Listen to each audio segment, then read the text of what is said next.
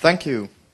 So as a nice time slot reserved for the only academic university person to present monotonously from the slides to set everyone to sleep at the late afternoon.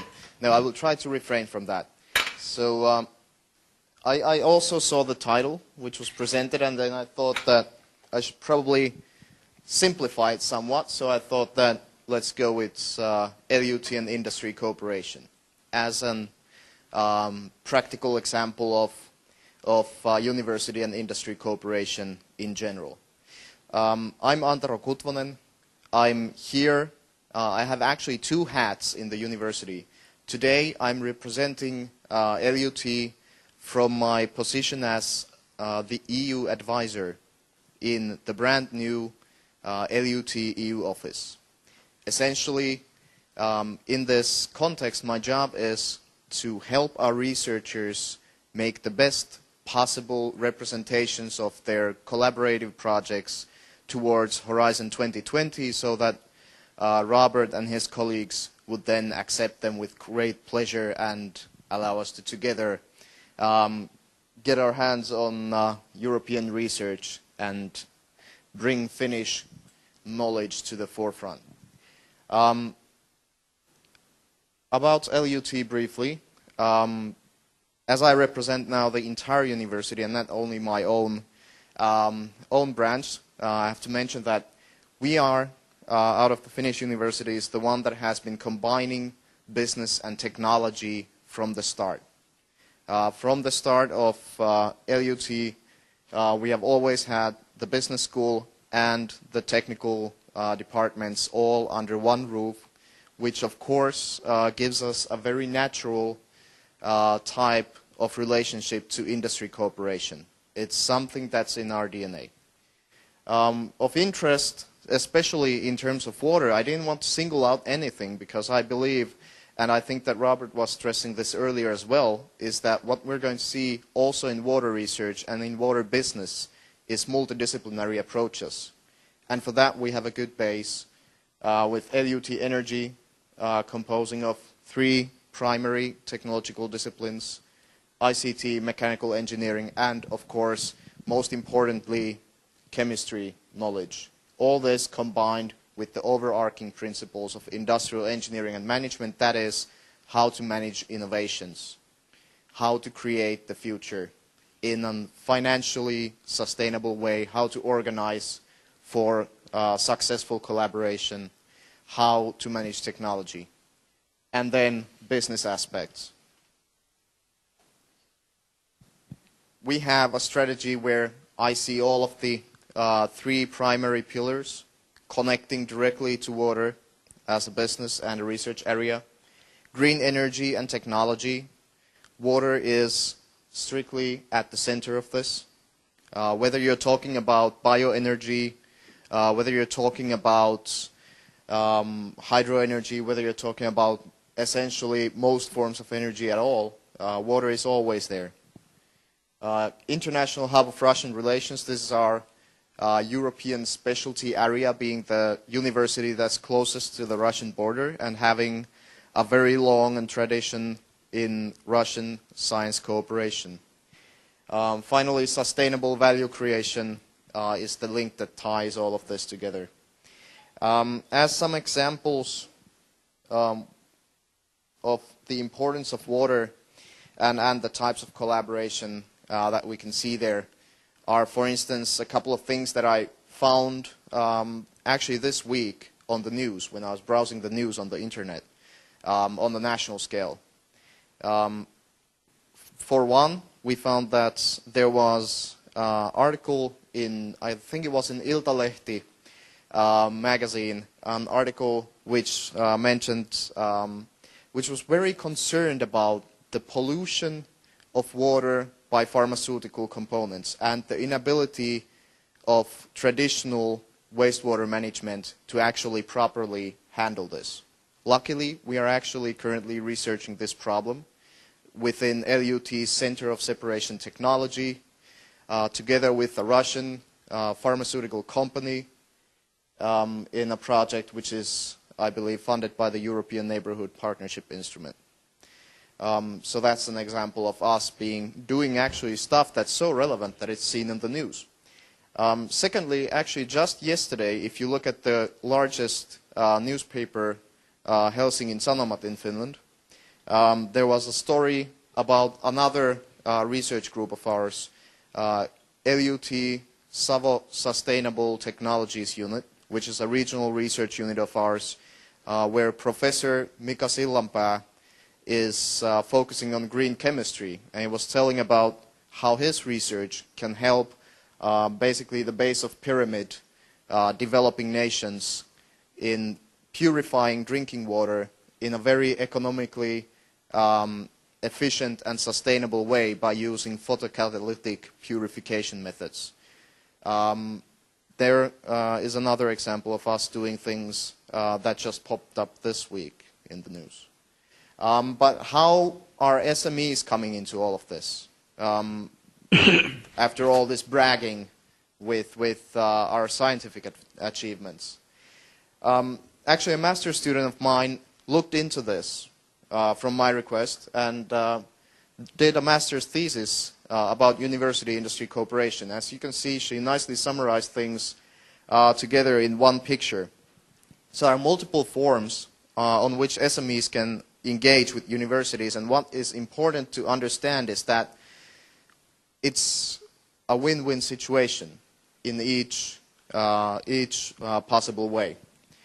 Usually, the idea is that university provides cutting-edge research, science, and then companies utilize this science, apply it to real-world problems, and the society benefits.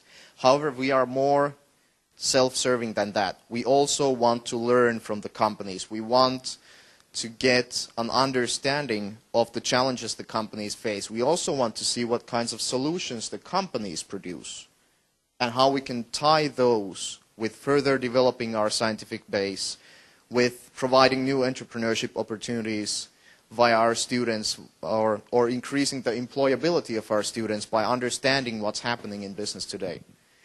But to go back to how it's actually done. I listed out the primary ways in which you can collaborate with any university, preferably us, being one of the most significant water research units in Finland. First off, if you have a problem where you need a fast solution to a technological problem that your company is facing, contract research is the way to go. In this, the primary benefit for an SME that is very concerned about its new innovative product or process is that when you do contract research, secrecy and intellectual property rights are negotiable. So this means that we can tailor-make a solution specifically to target your problem, and it can be protected. Then again, you can also take the other extreme and participate in basic research and education efforts to build a longer-lasting relationship by, for instance, providing us access to your company to come there, study what you're doing, and then analyze it and provide you with recommendations that say, you're doing this, you should do this, and is it okay if we use this as a case example in teaching? Everyone benefits, and there's very little financial burdens involved. Or you can just present us a new problem. If it's really something that seems to be very difficult to crack, we're probably very, very interested. We're always looking for the toughest problems that you can provide. Then again, if you have a more focused problem set, you can always opt to do a bachelor or master thesis, to commission a thesis from the technological university. This means that you will get access to 6 months of focused effort in solving a problem. It's a very, very cost-efficient, low-risk, low-engagement way of tackling specific problems. Finally, of course, we also educate key personnel.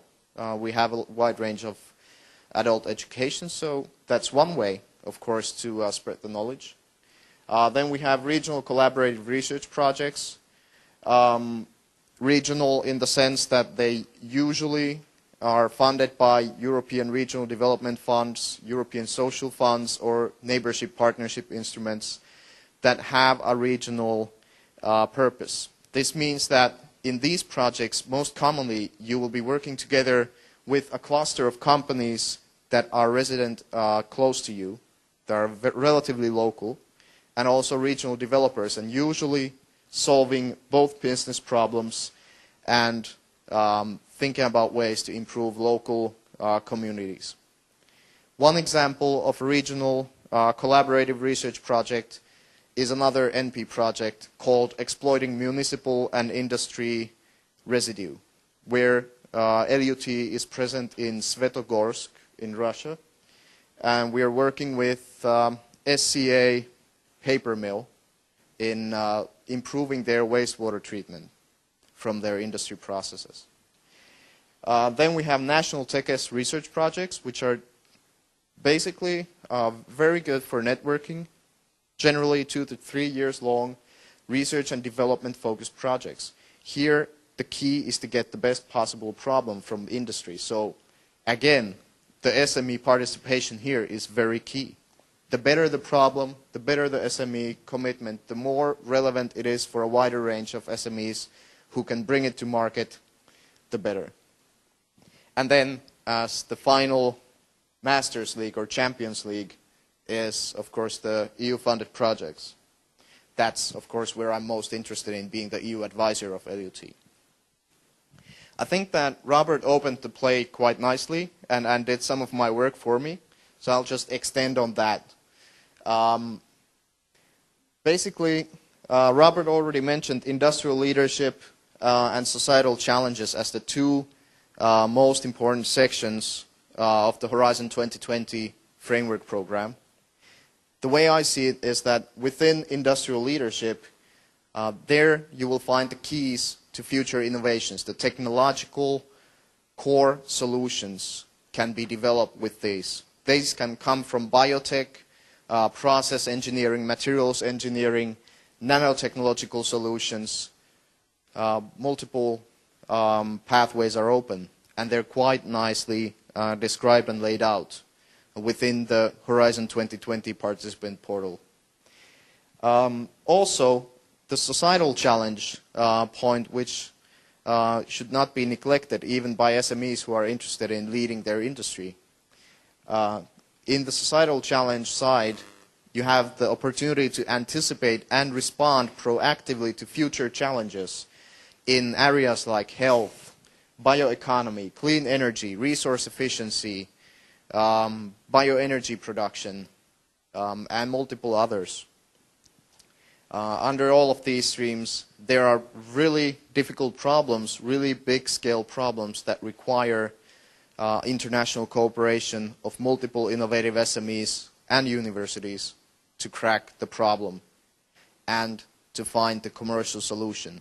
It's good to emphasize that even though we are talking about principally collaborative research projects as a title, make no mistake, these are, as they're called these days, innovation actions. They always have the target in both improving society and generating business. The end game is always a marketable solution.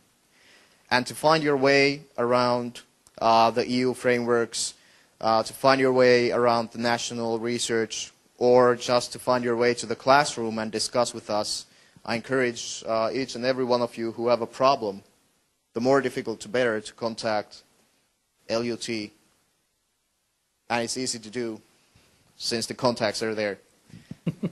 Okay, thanks. Thank you, Antero.